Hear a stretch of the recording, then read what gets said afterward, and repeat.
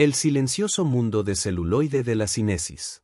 Visualmente, la película es inocua. Desde una distancia prudencial, la cámara capta a 4 personas sentadas, hablando incansablemente. Se trata de una sesión de psicoterapia.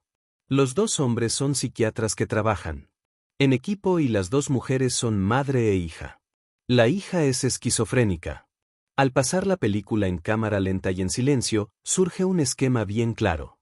Cada pocos minutos la hija cruza la pierna seductoramente, mostrando una porción considerable de los muslos, y se da vuelta hacia uno de los psiquiatras en tal forma que uno de sus pechos lo enfrenta provocativamente, en un evidente signo de coqueteo. Cuando la hija hace esto, la madre realiza otro gesto particular, se pasa el dedo índice por debajo de la nariz. Inmediatamente, la chica descruza la pierna y suspende la conversación con el psiquiatra. Otras veces, la madre cruza los tobillos de una manera especial, y se pasa el dedo por debajo de la nariz y el efecto sobre la hija es el mismo. Algunas veces, la madre da la impresión de aliarse con uno de los psiquiatras. Ante esto la hija reacciona dramáticamente, revolviéndose en el sillón o poniéndose súbitamente de pie con una expresión de estupor en el rostro. Sin decir palabra y sin ser conscientes de lo que están haciendo, ambas mujeres controlan mutuamente su comportamiento, y de esta manera defienden y preservan su propia relación. A medida que progresa la sesión se presentan variaciones en el esquema. La hija cruza la pierna e intenta seducir al mayor de los psiquiatras, pero ahora el más joven, que parece interesado en la conversación con la madre, se pasa el dedo por debajo de la nariz. Inconscientemente ha captado las señales descritas. Más aún, durante toda la sesión el mayor de los psiquiatras se detiene a encender o a juguetear con la pipa, cada vez que brinda su atención a la chica. Finalmente, cuando empieza a encender la pipa, la madre comienza inmediatamente a rascarse la nariz. Luego de largos años de estudiar películas de este tipo, Ray Birdbistell, el pionero de los especialistas en cinesis, ha llegado a la conclusión de que la base de las comunicaciones humanas se encuentra en un nivel por debajo de la conciencia, en el cual las palabras solo tienen una importancia relativa. Estima que no más del 35% del significado social de cualquier conversación corresponde a las palabras habladas. Hay oportunidades en que el científico es tan fascinante como la ciencia, ocasiones en que el propio punto de vista del especialista sobre la condición humana forma e informa en grado extraordinario su trabajo. Esta es la verdad de la cinesis, que es la gran realización de un solo hombre, Ray Birdbistell. La historia de la cinesis es, primeramente, la historia del desarrollo de su pensamiento. Birdbistell comenzó a interesarse en los movimientos corporales en 1946, mientras estaba estudiando antropología en el oeste de Canadá, y vivía entre los indios Kootenai. Notó entonces que los aborígenes actuaban en forma diferente al hablar su propio idioma, que al hacerlo en inglés. Variaban la forma de sonreír, los movimientos de cabeza, de cejas y todo en general. Fue algo que me obsesionó después que dejé el lugar, dice. Parece que algunas personas son bilingües tanto en los movimientos corporales como en el lenguaje hablado. Existen películas que muestran al famoso alcalde de Nueva York, Fiorello LaGuardia, pronunciando discursos políticos en inglés, en yiddish o en italiano. Sin sonido puede diferenciarse fácilmente por los gestos en que lengua se está expresando. Un francés no solo habla el idioma, sino que gesticula como tal. Un norteamericano lo hace en una forma que lo identifica claramente. Un especialista en cinesis puede distinguir un europeo de un norteamericano solamente por la manera de arquear las cejas durante su conversación. A fines de 1940, Birdbistell se dedicó de lleno al estudio de los movimientos corporales. Como otros lo hicieron. Después de él, partió de la idea de que las emociones reales básicas del ser humano, como la alegría, el temor o la atracción sexual, se expresan de igual manera en las diferentes culturas. Por lo tanto, considero que hay algunos gestos y expresiones comunes a toda la humanidad. Era una presunción lógica la mayoría de nosotros. Pensamos que todos los hombres del mundo sonríen cuando están contentos, fruncen el entrecejo cuando están enojados, etc. Sin embargo, dice Birbistel, rápidamente llegue a la conclusión de que no hay gestos universales. Lo más que sabemos es que existe una expresión facial, una actitud o una postura corporal que en sí misma no tiene el mismo significado en todas las sociedades. El término significado es crucial en la afirmación de Birbistel. Desde el punto de vista anatómico, todos los hombres sonríen, por citar una expresión familiar. Pero el significado de la sonrisa varía en las diferentes culturas. Dentro de los Estados Unidos existen vastos grupos humanos muy propensos a sonreír, como en el sur, y otros que no lo son tanto, como por ejemplo en Nueva Inglaterra o menos aún la parte oeste del estado de Nueva York. En la región de los Grandes Lagos, si una persona es demasiado afecta a sonreír, se presta a que le pregunten ¿qué es lo que encuentra tan gracioso? En Georgia, si una persona no sonríe, le preguntarán si tiene algún problema. Esto no significa que la gente que más sonríe es más feliz, sino que en nuestra niñez aprendemos en qué circunstancias corresponde sonreír y en cuáles se espera que no lo hagamos. Este aprendizaje difiere en los distintos puntos del país. Birbistel descubrió que no hay tal cosa como una simple sonrisa. La posición de la cabeza, la expresión de los ojos y la postura general del cuerpo están involucrados en la sonrisa misma. Por ejemplo, la cabeza inclinada hacia un lado puede añadir un aire de flirteo, mientras que una sonrisa que no provoca pequeñas arrugas alrededor de los ojos, o que surge de un cuerpo tieso, puede parecer forzada. Una vez concluidas las reglas universales, Birbistel dedicó su atención a la clase de gestos que tienen un significado consciente y sobreentendido. El saludo es un buen ejemplo de ello, hacer dedo en la ruta es otro. Cada cultura posee su repertorio especial. Un italiano al ver a una chica bonita suele tirarse el lóbulo de la oreja. Un árabe en una situación similar se acaricia la barba, mientras que un norteamericano mueve ambas manos, describiendo las formas de una figura de mujer. Sin embargo, estos gestos suelen usarse también a modo de comentario irónico, cuando la mujer no es atractiva en absoluto, en cuyo caso la ironía del rostro, la postura o alguna otra pauta denotan la diferencia.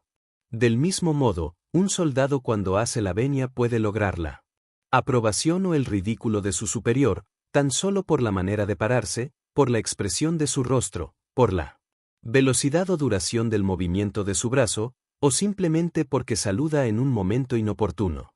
Birbistel descubrió también que los gestos descritos más arriba son solo actos parciales que deben ir acompañados de otros para tener un significado. Esto condujo a un avance real en el desarrollo de la cinesis. Porque si los gestos son como las raíces en el lenguaje, acepto, por ejemplo, no tiene significado hasta que le añadimos el prefijo que forma excepto, el movimiento del cuerpo también se parece al lenguaje en algunas cosas, y puede ser analizado por un sistema similar al que utilizan los lingüistas para estudiar la lengua. Desde 1959, el profesor Birbistel tiene su propio laboratorio en Filadelfia, en el Instituto Psiquiátrico de Pensilvania del Este, donde es investigador jefe y director del proyecto de estudios de la comunicación humana. Allí lo entrevisté. Fue una sorpresa para mí, como hombre, porque sus escritos son profundos y académicos. Alto. Deportivo, de alrededor de 50 años, de voz inesperadamente profunda y un rostro acostumbrado a sonreír con facilidad. Sus colegas lo consideran brillante y un loco ingenioso, pero muchos otros, particularmente los psicólogos, se quejan de que es demasiado teórico, polemista y muy provocativo en su teoría, breve en lo bueno, es decir, información sólida que pueda brindar material a otros profesionales. Prefiero ser el que hace las preguntas y no el que da las respuestas, ha dicho de sí mismo. El laboratorio de Filadelfia parece más una oficina suburbana que un laboratorio científico. Posee silenciosos corredores, oficinas soleadas y depósitos repletos de todo tipo de instrumentos para el estudio de la cinesis. Si no hubiera cámaras filmadoras o implementos para analizar las películas en cámara lenta, hubiera peligrado la existencia de los especialistas en cinesis. Un proyector funciona a cualquier velocidad y permite que el investigador examine y registre el film cuadro por cuadro. Al estudiar las películas, Birbistel descubrió que existe una analogía entre la cinesis y el lenguaje. Así como el discurso puede separarse en sonidos, palabras, oraciones, párrafos, etc., en cinesis existen unidades similares. La menor de ellas es el kine, un movimiento apenas perceptible. Por encima de este existen otros movimientos mayores y más notorios, llamados kinemas, que adquieren significado cuando se los toma en conjunto. Los norteamericanos cuentan con apenas 50 o 60 kinemas para todo el cuerpo, incluyendo 33 para la cara y la cabeza. Estos últimos tienen 4 posiciones para las cejas, levantadas, bajas, contraídas o movidas por separado, 4 posiciones para los párpados, 7 para la boca, 3 maneras de inclinar la cabeza, simple, doble o triple asentimiento, y así sucesivamente. Es obvio que esto representa solo una mínima fracción de los movimientos que son capaces de efectuar el rostro y la cabeza. En realidad, cada cultura otorga un significado a unos pocos de los innumerables movimientos que corresponden a la anatomía del cuerpo humano. Los kinemas pueden ser intercambiados entre sí algunas veces. Puede sustituirse uno por otro, sin alterarse el significado. Si nos limitamos a las cejas, un simple movimiento al levantarlas puede expresar una duda o acentuar una interrogación, pero también puede emplearse para dar énfasis a una palabra dentro de la oración. Las normas del movimiento humano son tan complejas que no pueden ser analizadas a simple vista. Primero, deben ser transcritas, problema que ha preocupado a los estudiosos de la comunicación. Birbistel halló la solución hace unos años, inventando un ingenioso sistema taquigráfico que ha sido adaptado y empleado por algunos científicos desde entonces. Birbistel concibió un signo taquigráfico para cada kine. La dirección del movimiento de cada kine se registra mediante otro sistema de símbolos. Las siglas son sencillas y a menudo gráficas, por ejemplo, la cabeza inclinada hacia un lado se indica con una H mayúscula, head, cabeza, que lleva una línea que la atraviesa diagonalmente. La sonrisa que muestra la dentadura se representa con una media luna, que encierra los dientes. En ella, los hombros encorvados tienen como símbolo una T mayúscula, las puntas de la barra de la T se elevan ligeramente como el techo de una pagoda. Este peculiar sistema taquigráfico es la clave de la investigación técnica denominada microanálisis, que constituye un procedimiento extremadamente concienzudo y largo. A la velocidad normal, la mayoría de las películas proyectan a razón de 24 cuadros por segundo. Por lo tanto, para poder efectuar un microanálisis, el investigador debe registrar todo lo que sucede, cada movimiento de las cejas o de las manos, cada cambio en la postura del cuerpo en los 24 cuadros por cada segundo de película. Se registra esto mediante el sistema de anotaciones descrito, en enormes hojas de papel cuadriculado. El resultado es algo parecido a la partitura de un director de orquesta.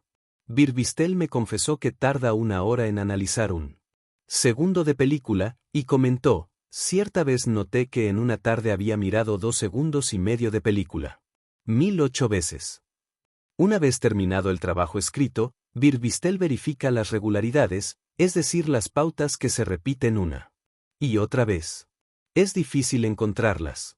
En 20 minutos de película las mismas secuencias aparecen cientos de veces. Una de las cosas que más llaman la atención sobre el movimiento del cuerpo humano es justamente la frecuencia. En las repeticiones, el significado del mensaje está contenido siempre en el contexto, y jamás en algún movimiento aislado del cuerpo. Por ejemplo, en la película que describimos al comenzar el capítulo, podría caerse en la generalización de que frotarse la nariz siempre representa un gesto de desaprobación. La realidad es que puede serlo o no serlo. No obstante, en este caso particular resulta claro que la forma de interpretarlo es correcta. En la película era una parte de la pauta que se repetía una y otra vez. Cada vez que la hija hacía un movimiento seductor, la madre se pasaba el dedo debajo de la nariz y la hija cesaba en su intento.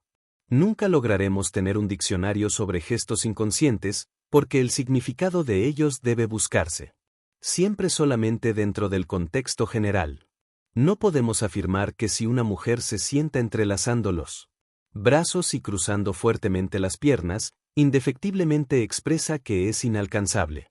Con frecuencia suele ser así, pero para estar seguros debemos estudiar el contexto, estudiar qué otros movimientos realiza con el cuerpo, quienes la rodean, y muchos otros detalles. Los hallazgos de Birbistel, luego de largos años de investigar la cinesis, cubren una extensa gama que va desde el descubrimiento de todas las categorías de movimientos que ocurren en un minuto y que acompañan a la palabra hablada, hasta una larga lista de observaciones sobre psiquiatría, sobre signos genéricos, y sobre relaciones humanas en general. Descubrió, por ejemplo, que existen mini movimientos que son tan inseparables de la palabra como es la puntuación en una frase escrita. Encontró que los norteamericanos suelen terminar una aseveración dejando caer levemente la cabeza, una mano o tal vez los párpados. Del mismo modo, al efectuar una pregunta, levantan una mano, el mentón, o abren los ojos de una manera exagerada. Algunas palabras y frases van acompañadas de marcadores definidos, especialmente pequeños movimientos de cabeza, de ojos, de manos, de dedos o de hombros. Para los pronombres yo, mío y nosotros como así. También para este o aquí, el marcador es un movimiento hacia el cuerpo de la persona que habla. Para los pronombres en plural, el gesto concluye con un giro mínimo para significar la presencia del plural. Si se utilizan los hombros, se los encorva o se los estrecha en dirección de una línea vertical imaginaria que pasa por el centro del cuerpo. Para los pronombres tú, ellos y eso, el marcador se aleja de dicha línea. Al emplear los verbos en tiempo futuro se nota un marcador que indica hacia adelante. Si se trata de verbos en pasado, por el contrario, el movimiento es hacia atrás. Todo esto nos parece tan lógico que nos sorprende descubrir que para otras personas, por ejemplo algunas tribus de indios norteamericanos, estos marcadores resultan confusos u ofensivos, al emplearlos combinados con sus propios dialectos. También resulta necesario tanto para el norteamericano como para el inglés, el sistema del énfasis que emplea la cinesis, y que ayuda a aclarar ciertas ambigüedades verbales. El acento hablado no es el único que indica que, cuando alguien utiliza la expresión hot dog se refiere a un perro en celo, a una comida, o simplemente hace una exclamación. Siempre se efectúa algún imperceptible gesto corporal mediante mínimos cabeceos, revoloteos de manos y de dedos, cambios en la posición de los pies y de las piernas, y desplazamientos del torso. Otro descubrimiento importante corroborado en numerosas películas es que, algunas veces, el comportamiento no verbal contradice lo que se está expresando en un momento dado en lugar de subrayarlo. Un hombre, considerado básicamente un pacífico hombrecillo, al que Birbistel califica de masculinoide algunas veces, trata de imponer toda la autoridad de que es capaz en lo que dice y en el tono de voz que emplea, mientras que, por la manera de mantener el cuerpo agachado, y por la indecisión de los gestos, resulta tan poco convincente. Como siempre, algunas veces podemos observar parejas que realizan el repertorio entero de gestos usuales en el galanteo, mientras están enfrascadas en una discusión intelectual sobre literatura, o hablan de la respectiva fidelidad que les guardan a sus cónyuges.